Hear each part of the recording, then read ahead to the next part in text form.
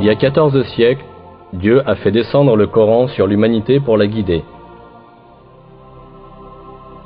Il appelait les gens à être guidés vers la vérité en adhérant à ce livre. Depuis le jour de sa révélation jusqu'au jour de la résurrection, cet ultime livre divin demeurera le seul guide de l'humanité. Le style incomparable du Coran et la sagesse supérieure qu'il renferme sont des preuves irréfutables qu'il s'agit de la parole de Dieu. Mais le Coran possède aussi de nombreux attributs miraculeux, prouvant qu'il est une révélation divine.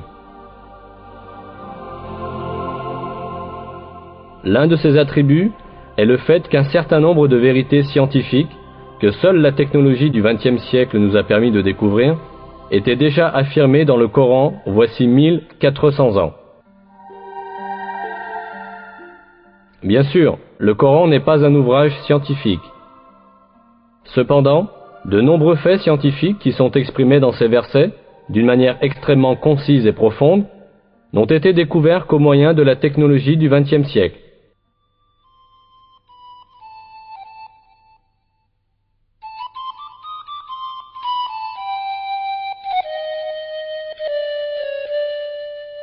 Au 7e siècle, lorsque le Coran a été révélé, la société arabe avait de nombreuses superstitions sans fondement à propos des questions scientifiques. Ne possédant pas la technologie pour observer l'univers et la nature, les anciens arabes croyaient à des légendes héritées des générations passées.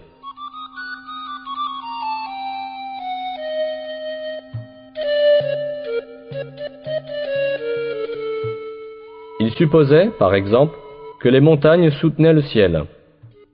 Ils croyaient que le monde était plat et qu'il y avait de hautes montagnes à chaque extrémité. On pensait que ces montagnes étaient des piliers qui maintenaient en l'air la voûte du ciel.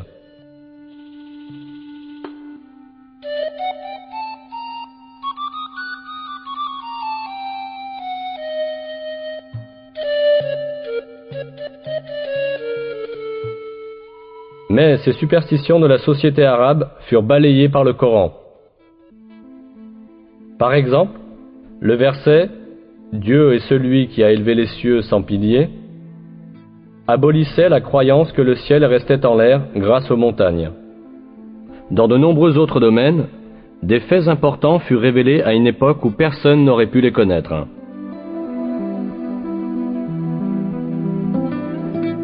Le Coran, qui a été révélé à une époque où les gens savaient très peu de choses sur l'astronomie, la physique ou la biologie, contient des faits essentiels sur des sujets variés, comme la création de l'univers, la création de l'être humain, la structure de l'atmosphère et les équilibres délicats qui rendent possible la vie sur Terre.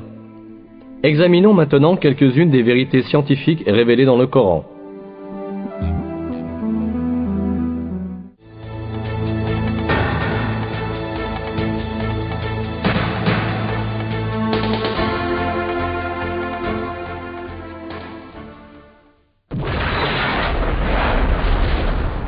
L'origine de l'univers est décrite dans le Coran dans le verset suivant.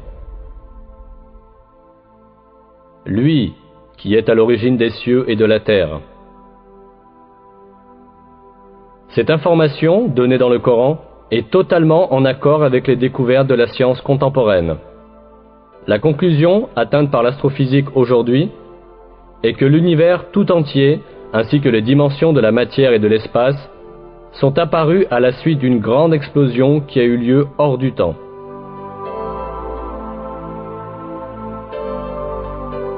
Cet événement, connu sous le nom de Big Bang, a produit l'univers tout entier il y a environ 15 milliards d'années, le créant à partir du néant à la suite de l'explosion d'un point unique. Les cercles scientifiques modernes s'accordent à dire que le Big Bang est la seule explication rationnelle et prouvable de commencement de l'univers et de la manière dont l'univers est apparu.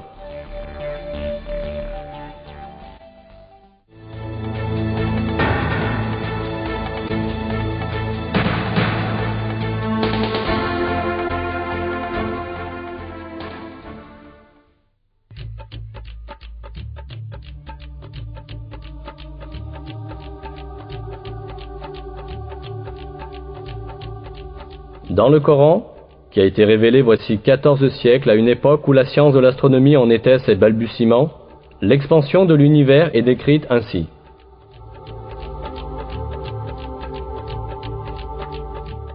Le ciel, nous l'avons construit par notre puissance et nous l'élargissons constamment.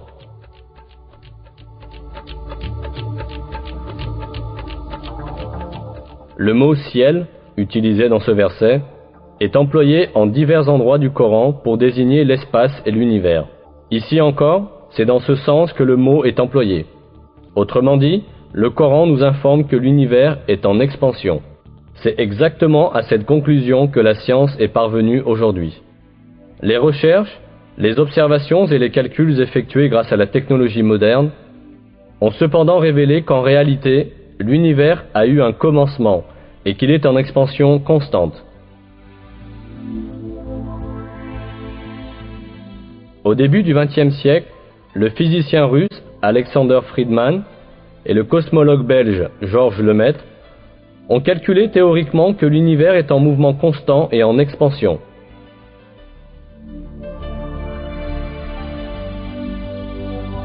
Ce fait devait être prouvé par l'observation en 1929.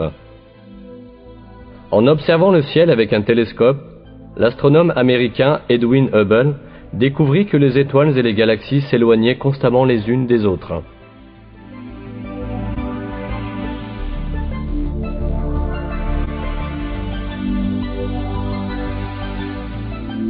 Un univers dont tous les éléments s'éloignent constamment les uns des autres ne pouvait qu'être un univers en expansion constante. Les observations effectuées les années suivantes confirmèrent que l'univers est en expansion constante. Ce fait avait déjà été expliqué dans le Coran quand personne ne pouvait le connaître. C'est parce que le Coran est la parole de Dieu, le Créateur et le Maître de l'univers tout entier.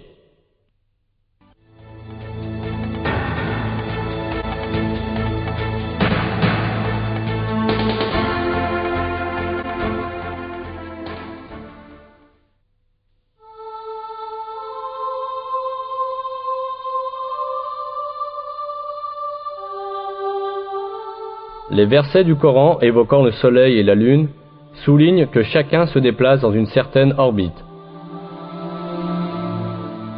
C'est lui qui a créé la nuit et le jour, le soleil et la lune.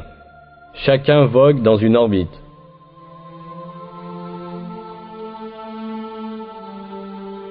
Un autre verset mentionne également que le soleil n'est pas statique, mais se déplace dans une certaine orbite. Et le soleil court vers un lieu de séjour qui lui est propre. Telle est la détermination du Tout-Puissant, de l'Omniscient.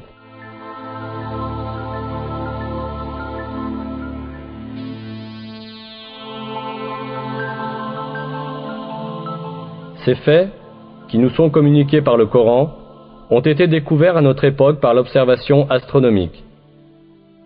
Selon les calculs des experts en astronomie, le Soleil voyage à la vitesse extraordinaire de 720 000 km à l'heure. Cela signifie que le Soleil parcourt environ 17 280 000 km par jour. Avec le Soleil, les planètes et les satellites de son système gravitationnel parcourent aussi la même distance. De plus, toutes les étoiles de l'univers effectuent le même genre de déplacement organisé. Le fait que l'univers tout entier est plein de chemins et d'orbites de ce genre est exprimé dans le Coran en ces termes. Par le ciel aux voies parfaitement tracées.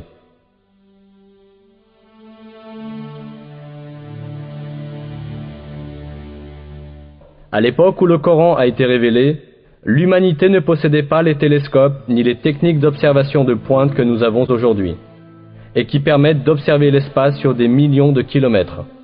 Elle n'avait pas non plus la connaissance moderne de la physique ou de l'astronomie. C'est pourquoi, à l'époque, il était impossible de déterminer scientifiquement que l'espace est plein de voies parfaitement tracées, comme l'affirme le verset. Cependant, ce fait est déclaré explicitement dans le Coran, qui a été révélé à cette époque, parce que le Coran est la parole de Dieu.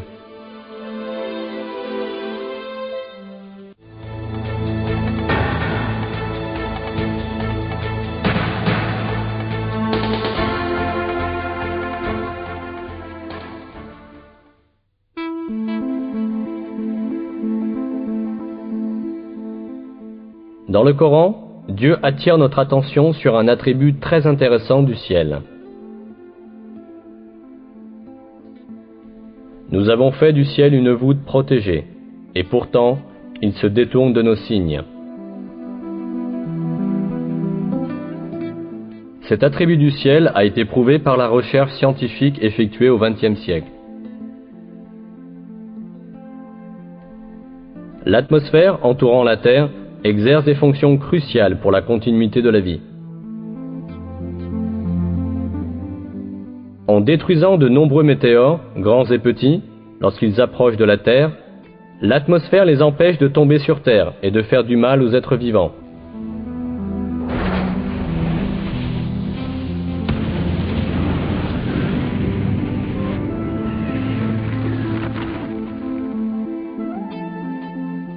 L'atmosphère filtre les rayons lumineux provenant de l'espace qui sont nuisibles pour les êtres vivants. Il est intéressant de noter que l'atmosphère ne laisse passer que les rayons inoffensifs et utiles, la lumière visible, l'ultraviolet proche et les ondes radio. Tout ce rayonnement est vital pour la vie. Les rayons ultraviolets proches, que l'atmosphère ne laisse que partiellement passer, sont très importants pour la photosynthèse des plantes et pour la survie de tous les êtres vivants. La majeure partie des rayons ultraviolets intenses émis par le Soleil sont filtrés par la couche d'ozone de l'atmosphère, et seule une partie restreinte et essentielle du spectre ultraviolet parvient jusqu'à la Terre.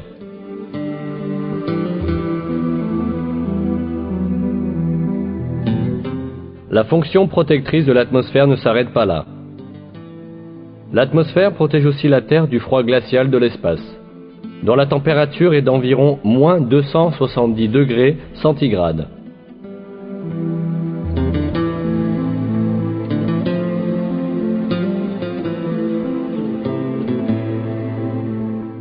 Ce n'est pas seulement l'atmosphère qui protège la Terre des effets nuisibles.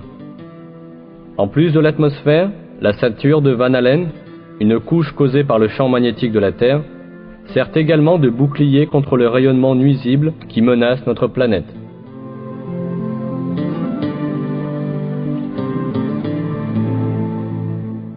Ce rayonnement, qui est constamment émis par le Soleil et les autres étoiles, est mortel pour les êtres vivants.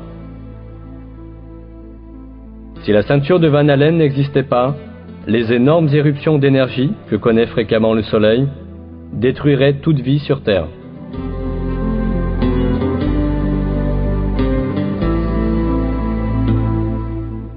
On a calculé que l'énergie transmise dans une seule de ces éruptions, détectée il y a quelques années, équivalait à 100 milliards de bombes atomiques, comme celle qui a été lancée sur Hiroshima.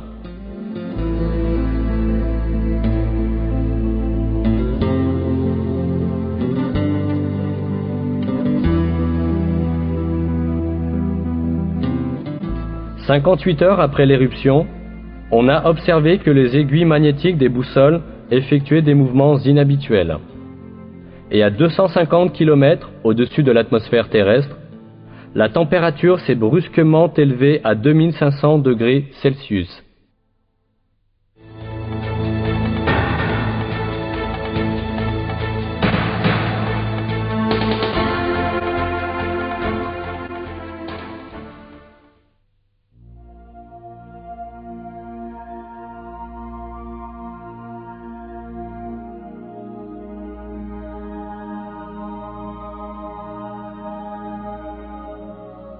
Le 11e verset de la sourate At-Tariq, dans le Coran, fait référence à la fonction de retour cyclique du ciel, par le ciel doté de retour.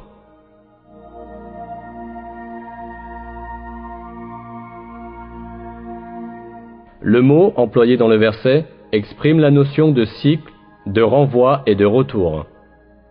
Comme on le sait, l'atmosphère qui entoure la Terre est constituée de nombreuses couches.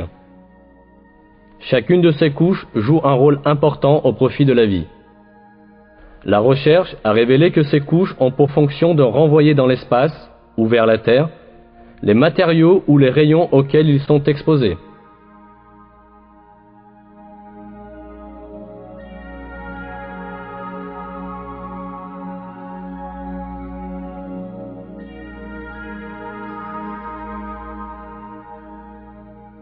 La troposphère, atteignant 13 à 15 km au-dessus de la Terre, permet à la vapeur d'eau s'élevant de la surface de se condenser et de retourner vers la Terre sous forme de pluie.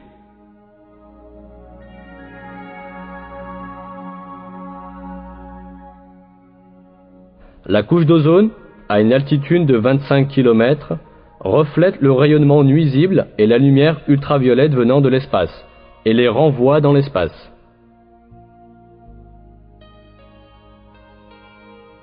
L'ionosphère reflète les ondes radio émises de la Terre et les renvoie vers différentes parties du monde, tout comme un satellite de communication passif. C'est ce qui permet la communication sans fil et l'émission radiophonique et télévisée sur de longues distances. L'affirmation par le Coran de cette propriété des couches du ciel, que la science n'a pu découvrir que récemment, prouve une fois encore que le Coran est la parole de Dieu.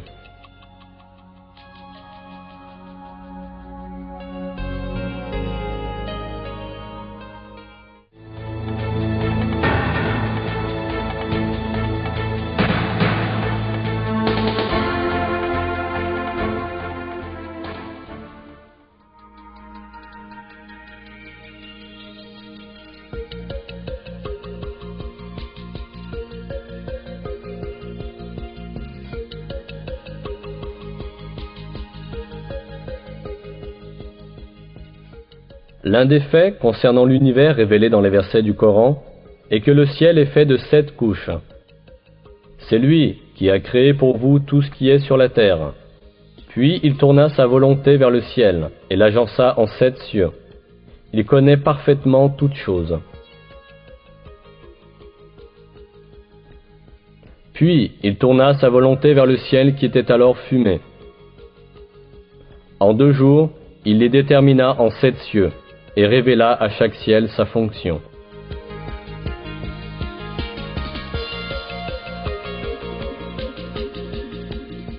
Le mot cieux, qui apparaît dans de nombreux versets du Coran, est employé pour désigner le ciel de la terre ainsi que l'univers tout entier.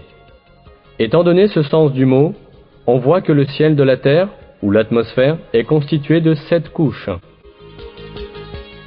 En effet, on sait aujourd'hui que l'atmosphère terrestre est constituée de différentes couches superposées. De plus, ces couches sont précisément au nombre de 7, comme le décrit le Coran. Dans une source scientifique, ce sujet est expliqué en ces termes. Les scientifiques ont découvert que l'atmosphère est constituée de 7 couches.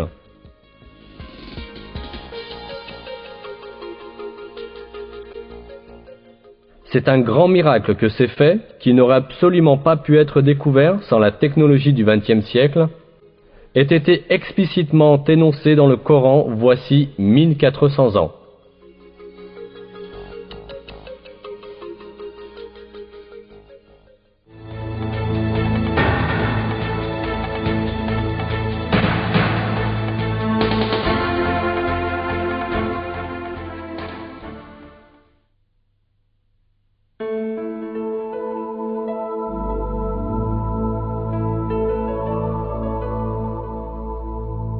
Le Coran attire l'attention sur une fonction géologique capitale des montagnes.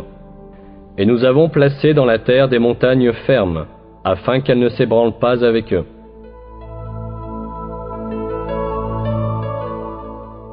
Nous voyons que ce verset affirme que les montagnes ont pour fonction d'empêcher les chocs sur la terre. Ce fait n'était connu de personne à l'époque où le Coran a été révélé. En réalité, on s'en est aperçu tout récemment, à la suite des découvertes de la géologie moderne.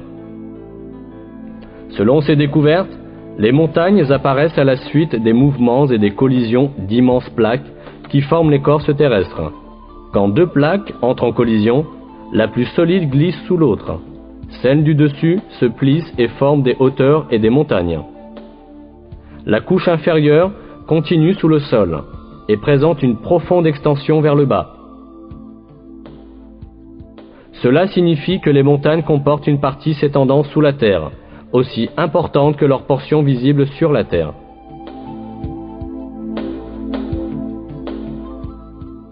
Dans un texte scientifique, La structure des montagnes est décrite comme suit. Là où les continents sont les plus épais, comme dans les chaînes montagneuses, l'écorce s'enfonce plus profondément dans le manteau. Dans un verset, ce rôle des montagnes est indiqué à travers une comparaison à des piquets. N'avons-nous pas placé la terre comme un lit et les montagnes comme des piquets?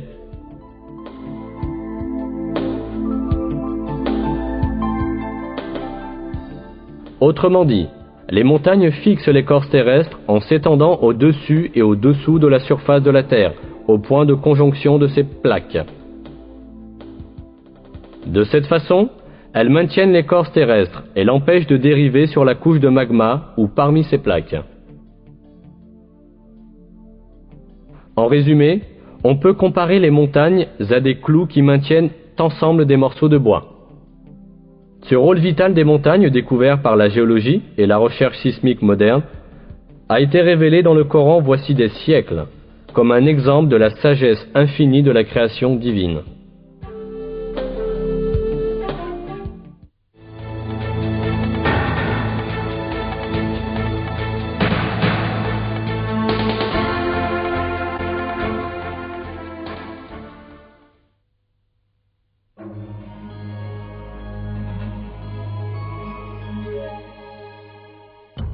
Dans un verset, nous apprenons que les montagnes ne sont pas immobiles comme elles semblent l'être, mais sont constamment en mouvement.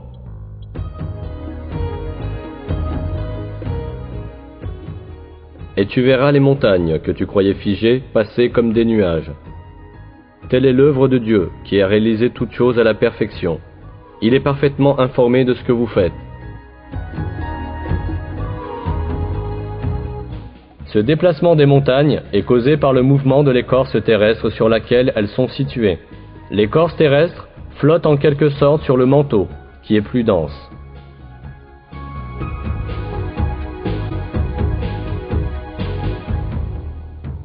C'est au début du XXe siècle que pour la première fois, un savant allemand du nom d'Alfred Wegener a avancé l'hypothèse que les continents de la Terre avaient formé un seul bloc dans les phases initiales du monde, puis avaient dérivé dans différentes directions et s'étaient ainsi séparés en s'écartant les uns des autres.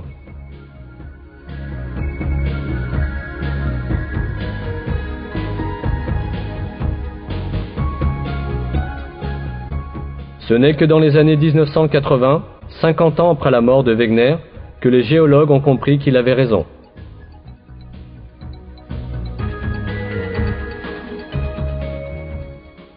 Découvert grâce aux recherches géologiques effectuées au début du XXe siècle, ce mouvement de l'écorce terrestre est expliqué par les scientifiques comme suit. On a mesuré la dérive des continents d'1 à 5 cm par an. Un point important doit être souligné ici.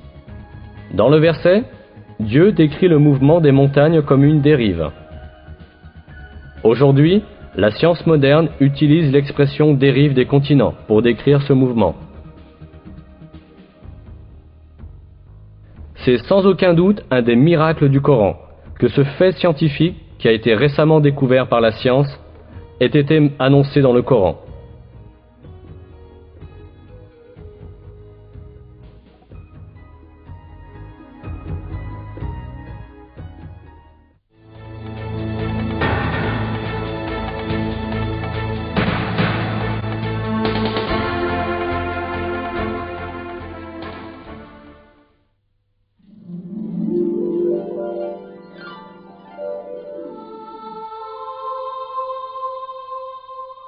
Le fer est un des éléments soulignés dans le Coran.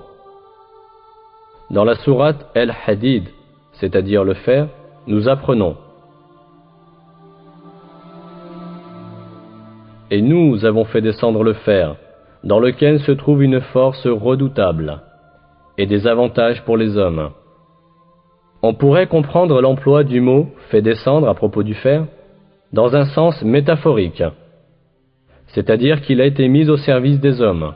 Mais si nous prenons en compte le sens littéral du mot, celui de faire descendre physiquement du ciel, nous nous apercevons que ce verset implique un miracle scientifique très significatif.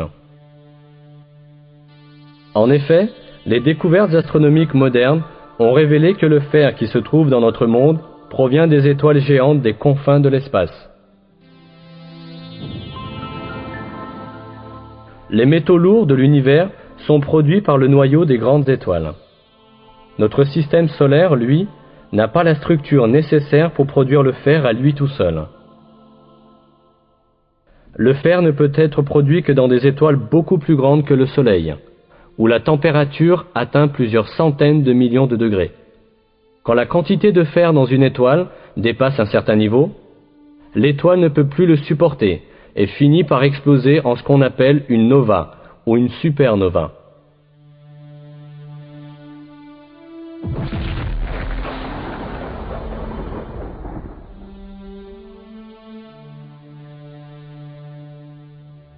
À la suite de cette explosion, des météores contenant du fer sont éparpillés dans l'univers et se déplacent dans le vide, jusqu'à ce qu'ils soient attirés par la force gravitationnelle d'un corps céleste.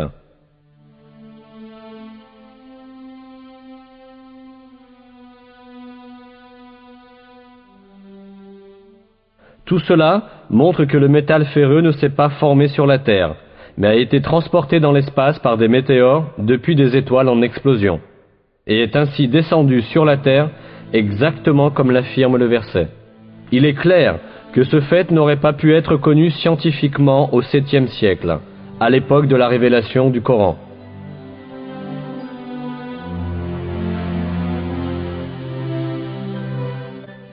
Et nous avons fait descendre le fer, dans lequel se trouve une force redoutable et des avantages pour les hommes. De plus, le 25e verset de la sourate El-Hadid, qui mentionne le fer, comporte 2 codes mathématiques intéressants. La sourate El-Hadid est la 57e sourate du Coran. La valeur numérique du mot El-Hadid, en arabe, autrement dit son abjad, est le même nombre, 57. La valeur numérique du mot Hadid, tout seul, est 26. Et 26 est le code atomique du fer.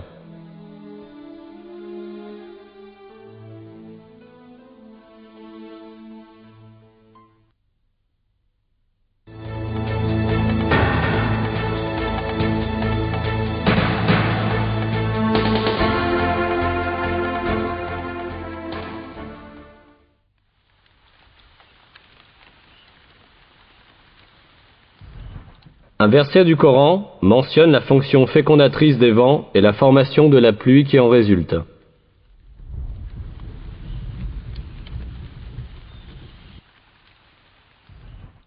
Et nous envoyons les vents fécondants, puis nous faisons descendre du ciel une eau dont nous vous abreuvons.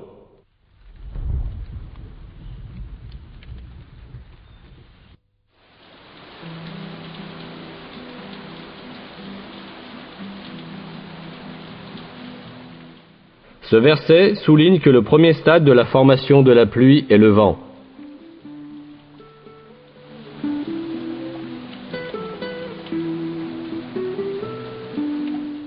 Jusqu'au début du XXe siècle, la seule relation que l'on connaissait entre le vent et la pluie était que le vent apportait les nuages.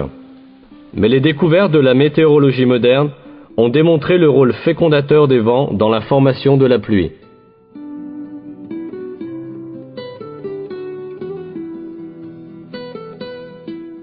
Cette fonction fécondatrice du vent agit de la manière suivante. À la surface des océans et des mers, d'innombrables bulles d'air sont formées par l'écume. Au moment où ces bulles éclatent, des milliers de minuscules particules, d'un centième de millimètre de diamètre, sont projetées dans l'air. Ces particules, qu'on appelle des aérosols, se mélangent à la poussière apportée de la Terre par les vents, et sont transportées jusqu'aux couches supérieures de l'atmosphère. Ces particules, transportées en haute altitude par les vents, entrent là en contact avec la vapeur d'eau.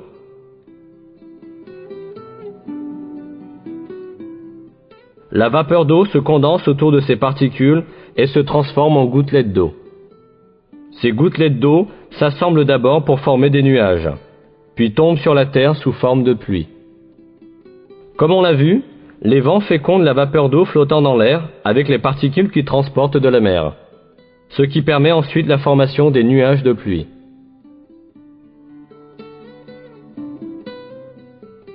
Le point le plus important à retenir ici, c'est que ce rôle crucial des vents dans la formation de la pluie a été affirmé il y a des siècles dans le Coran, à une époque où les gens ne savaient que très peu de choses des phénomènes naturels.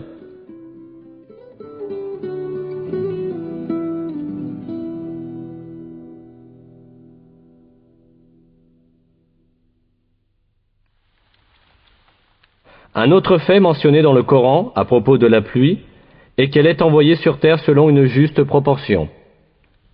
Voici ce qui en est dit dans la sourate El-Zukhruf.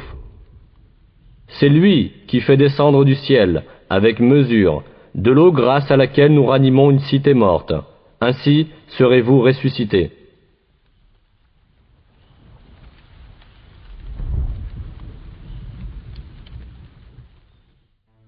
Cette mesure de la pluie a elle aussi été découverte par la recherche moderne.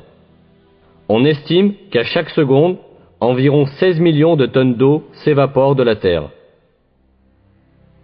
Ce chiffre s'élève à 513 000 milliards de tonnes d'eau en une année. Ce dernier chiffre est égal à la quantité d'eau qui tombe sur la Terre en une année. Cela signifie que l'eau circule continuellement en un cycle équilibré, selon une mesure. La vie sur Terre dépend de ce cycle de l'eau.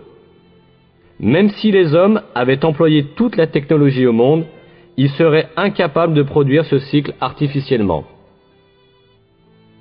Même une déviation mineure de cette quantité causerait très rapidement un déséquilibre écologique majeur qui conduirait à la fin de toute vie sur Terre. Pourtant, cela ne se produit jamais, et exactement la même quantité de pluie continue à tomber chaque année, comme cela est révélé dans le Coran.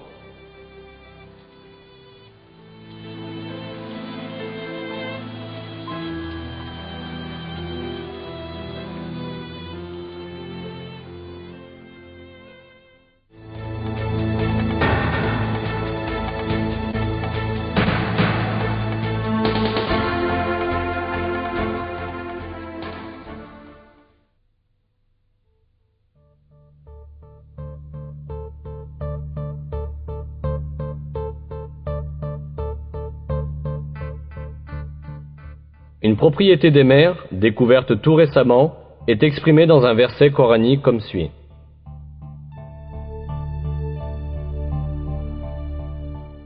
Il a donné libre cours aux deux mers pour se rencontrer. Il y a entre elles une barrière qu'elles ne dépassent pas.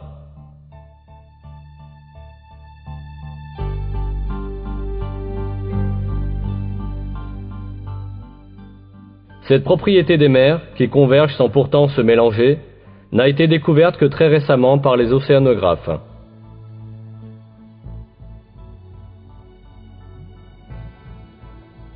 En raison d'une force physique, appelée la tension superficielle, les eaux des mers voisines ne se mélangent pas.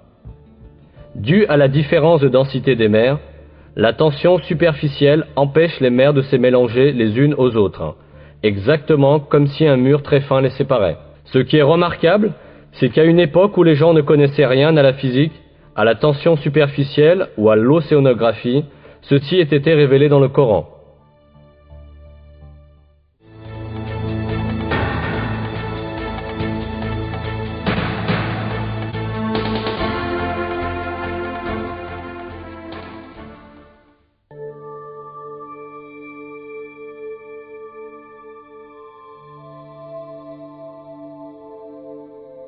Jusqu'à une époque assez récente, on pensait que le sexe d'un bébé était déterminé par les cellules de la mère. Ou au moins, on pensait que le sexe était déterminé conjointement par les cellules mâles et femelles. Mais le Coran nous donne des informations différentes. Il affirme que la masculinité ou la féminité est créée du sperme déversé dans la matrice.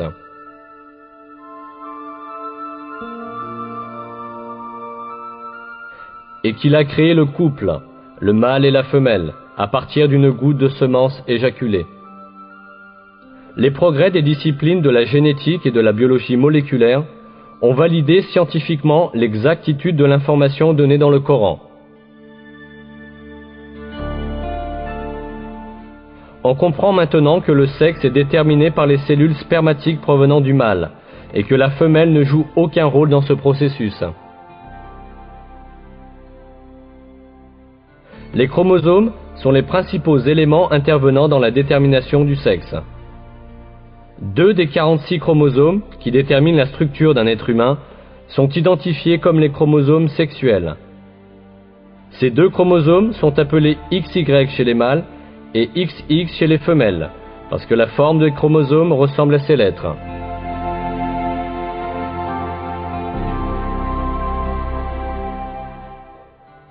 Le chromosome Y est porteur des gènes codant la masculinité, tandis que le chromosome X est porteur des gènes codant la féminité.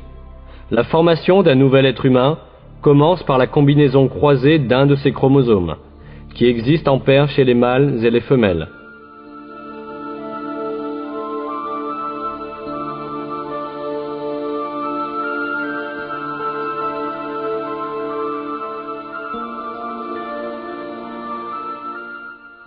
Si un chromosome X d'une femelle s'unit avec un sperme contenant un chromosome X, alors le bébé sera de sexe féminin.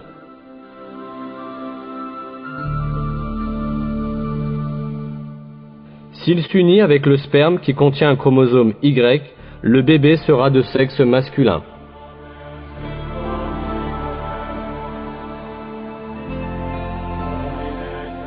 Autrement dit, le sexe d'un bébé est déterminé par celui des chromosomes du mâle qui s'unit avec l'ovule de la femelle.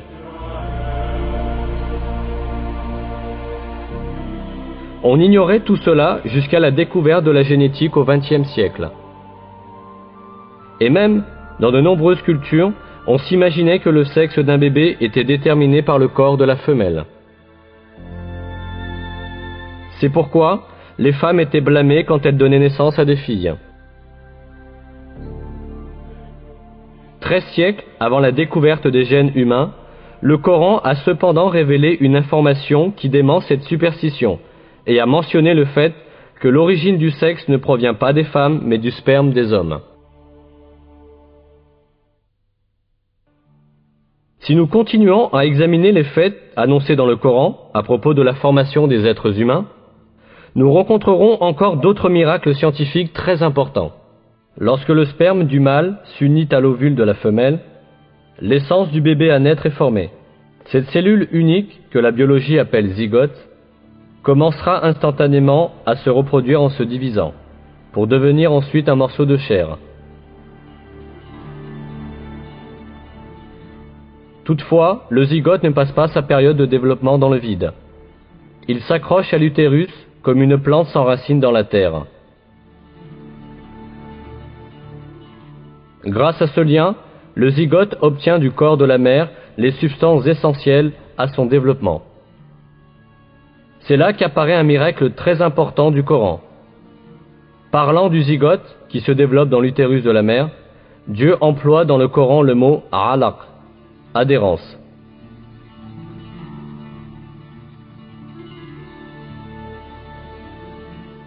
Lis, au nom de ton Seigneur, qui a créé l'être humain d'un alaq. Lis, car ton Seigneur est le très généreux.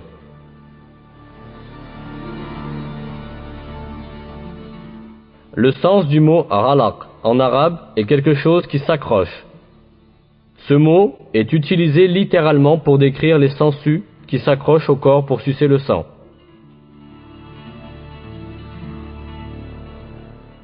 Ce n'est certainement pas par coïncidence qu'un mot si approprié est utilisé pour le zygote, ce développement dans l'utérus de la mère. Cela prouve, une fois de plus, que le Coran est une révélation de Dieu, le Seigneur de tous les mondes.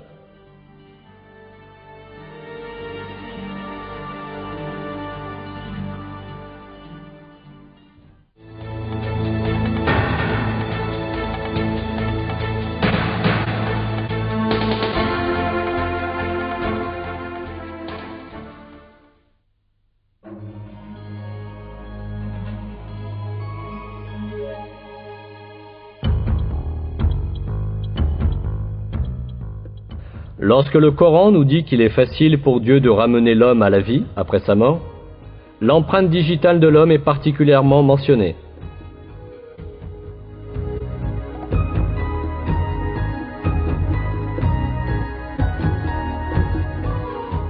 Mais si, nous sommes capables de remettre en ordre l'extrémité de ses doigts.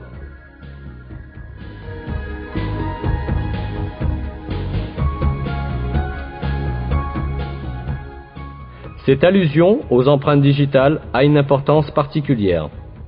En effet, chaque individu a des empreintes digitales qui lui sont propres. Chaque personne qui vit ou qui a jamais vécu dans ce monde possède des empreintes digitales uniques.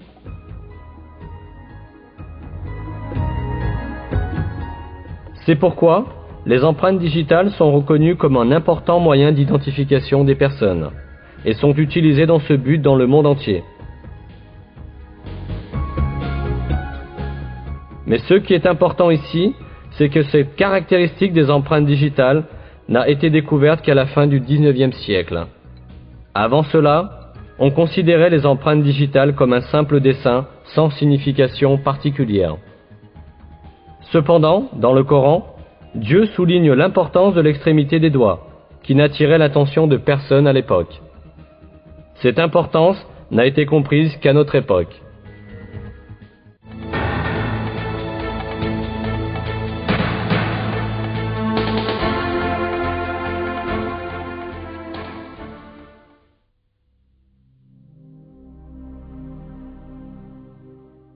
Nous avons un autre aspect important des informations mentionnées dans les versets du Coran, dans les étapes du développement d'un être humain dans l'utérus de la mère. Les versets indiquent que dans l'utérus de la mère, ce sont d'abord les os qui se développent, puis que les muscles se forment et enveloppent ces os. Ensuite, nous en avons fait un obstacle sûr. Puis, nous avons créé de la goutte de semence une adhérence. Puis, nous avons créé de l'adhérence un morceau mâché. Puis nous avons créé du morceau mâché des os, puis nous avons revêtu les os de chair. Ensuite, nous en avons produit un autre être. Béni soit Dieu, le meilleur des créateurs. L'embryologie est une discipline scientifique qui étudie le développement de l'embryon dans l'utérus de la mère. Jusqu'à très récemment, les embryologues pensaient que les os et les muscles de l'embryon se développaient en même temps. Pour cette raison, il y a longtemps eu des gens qui prétendaient que ces versets étaient en contradiction avec la science. Mais des recherches microscopiques plus poussées, effectuées grâce au progrès technologique, ont établi que la révélation coranique est littéralement correcte. Ces examens, au niveau microscopique, ont montré que le développement à l'intérieur de l'utérus maternel se fait exactement de la manière décrite dans le verset.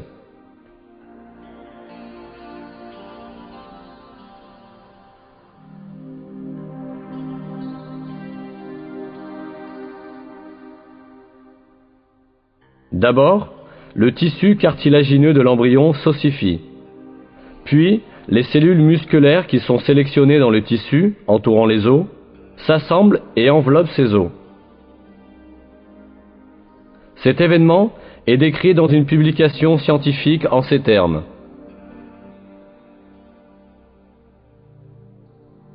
Au cours de la 7e semaine, le squelette commence à s'étendre à tout le corps et les os prennent leur forme familière.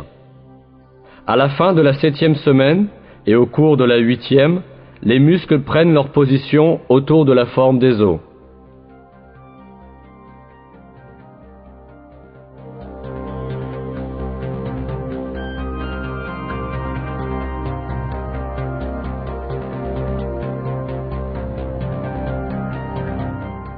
En bref, les étapes du développement humain, décrites dans le Coran, concordent parfaitement avec les découvertes de l'embryologie moderne.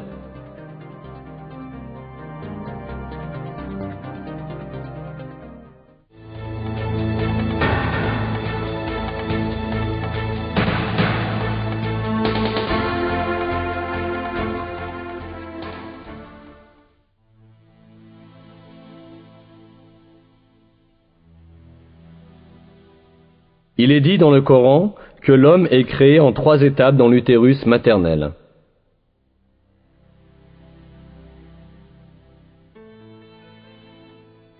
Il vous crée dans le ventre de vos mères, création après création, dans 3 ténèbres. Tel est Dieu, votre Seigneur. À lui appartient la souveraineté. Il n'est pas d'autre divinité que lui. comment pouvez-vous vous détourner?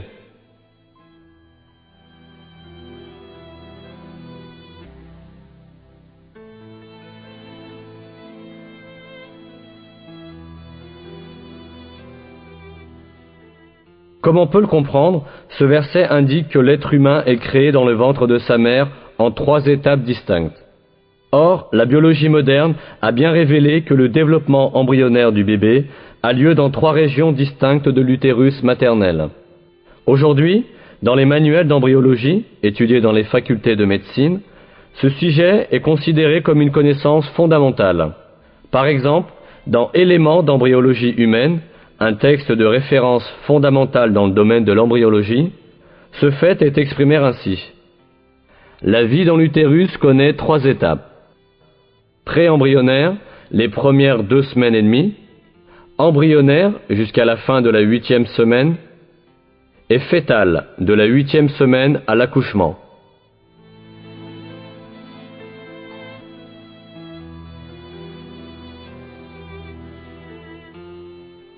Pourtant, dans de nombreux autres faits scientifiques, ces informations nous sont communiquées miraculeusement dans les versets du Coran.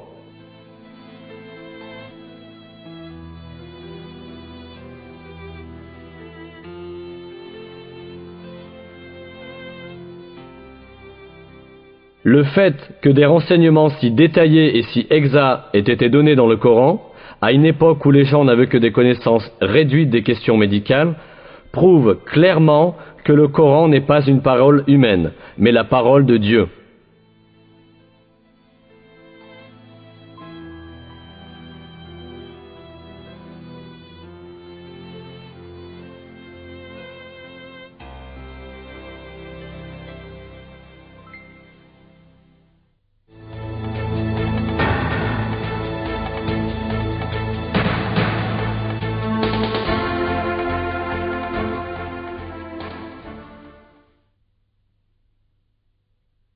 Un autre aspect miraculeux du Coran est qu'il a révélé à l'avance un certain nombre d'événements importants qui allaient se produire dans l'avenir. Une autre information sur l'avenir apportée par le Coran se trouve dans le premier verset de la sourate Ar-Rum, mot qui désigne l'Empire byzantin, la partie orientale de l'Empire romain. Ces versets affirment que l'Empire byzantin avait connu une grande défaite, mais qu'il obtiendrait bientôt la victoire.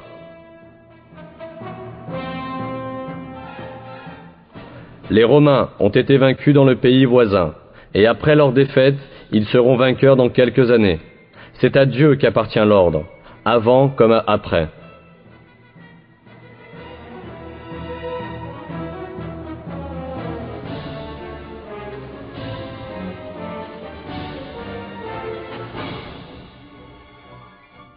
Ces versets furent révélés vers l'an 620 de l'ère chrétienne, près de 7 ans après la défaite cinglante infligée par les Perses aux chrétiens de Byzance.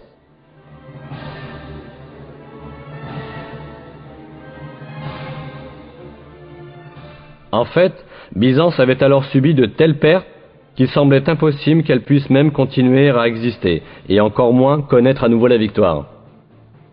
Non seulement les Perses, mais aussi les Avars, les Slaves et les Lombards constituaient de graves menaces pour l'Empire byzantin. Les Avars étaient arrivés jusqu'au mur de Constantinople. L'empereur byzantin, Héraclius, avait ordonné de faire fondre l'or et l'argent des églises et d'en faire des pièces de monnaie, afin de faire face aux dépenses de l'armée.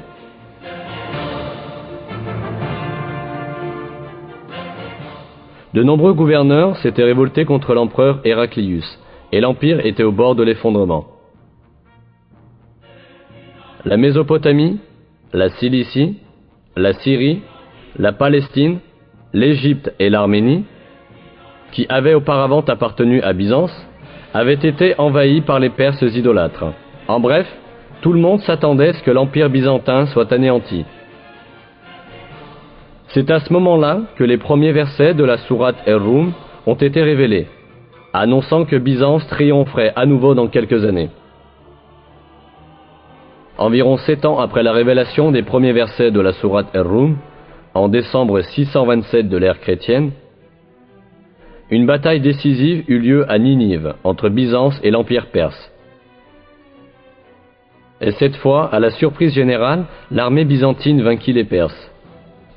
Quelques mois plus tard, les Perses durent conclure un accord avec Byzance, les obligeant à rendre les territoires qu'ils lui avaient pris. En fin de compte, la victoire des Romains, proclamée par Dieu dans le Coran, s'était miraculeusement réalisée.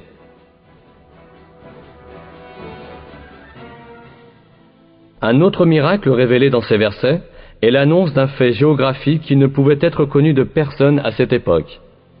Dans le 3e verset de la sourate Ar-Rum, nous apprenons que les Romains ont été vaincus dans la région la plus basse de la terre. Cette expression, Adna el-Ard en arabe, a été interprétée dans la plupart des traductions comme signifiant un endroit voisin. Cependant, ce n'est pas le sens littéral de l'expression, mais plutôt une interprétation au sens figuré. Le mot Adna en arabe est dérivé du mot Dani, qui signifie bas, et Ard signifie la terre.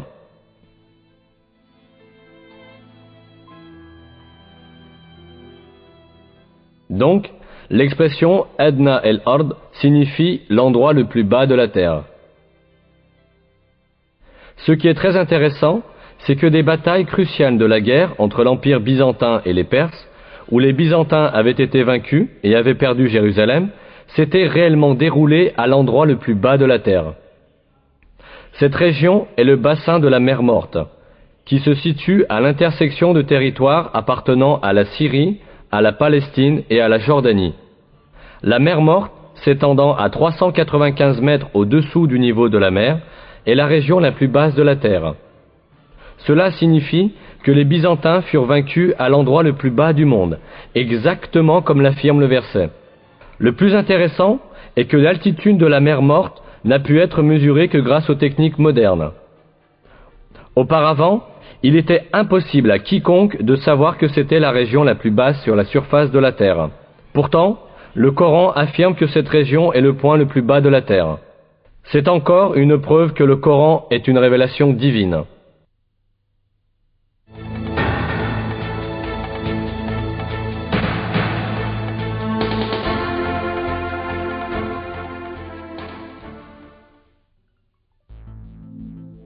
À part ces caractéristiques miraculeuses que nous avons examinées jusqu'ici, le Coran comporte aussi un miracle mathématique. On en trouve un exemple dans le nombre des répétitions de mots dans le Coran. On s'aperçoit que certains mots apparentés sont répétés le même nombre de fois. Voici quelques exemples de ces mots et le nombre de leurs répétitions dans le Coran. Le mot jour est répété 365 fois au singulier, tandis que jour, au duel ou au pluriel, revient 30 fois. Le nombre de répétitions du mot lune est 12. Le mot châtiment est répété 117 fois, tandis que la fréquence du mot pardon, qui est l'un des principes fondamentaux du Coran, est exactement le double. Les mots monde et au-delà sont aussi répétés le même nombre de fois, 115. L'expression 7 cieux est répétée 7 fois. La création de cieux revient aussi 7 fois. Le mot iman, foi, sans génitif, est répété 25 fois dans tout le Coran, de même que le mot kufr, mécréance ou négation de la vérité. Le mot zakat est répété 32 fois, et le nombre de répétitions du mot miséricorde est aussi 32. L'expression les vertueux est employée 6 fois, tandis que les libertins est employé moitié moins souvent, c'est-à-dire 3 fois. Être humain est employé 65 fois, et on obtient le même nombre en additionnant le nombre de fois où sont mentionnés les stades de la création de l'homme.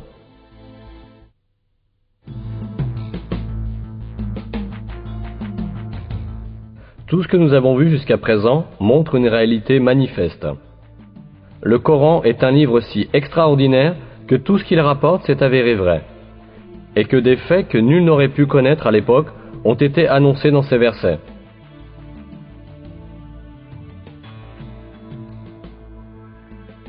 c'est assurément la preuve certaine que le Coran n'est pas une parole humaine. Le Coran est la parole de Dieu, l'auteur de toutes choses, le Tout-Puissant dont le savoir s'étend à toutes choses. Dans un verset, Dieu nous dit sur le Coran: « S'ils provenaient d'un autre que Dieu, ils y trouveraient certes maintes contradictions. »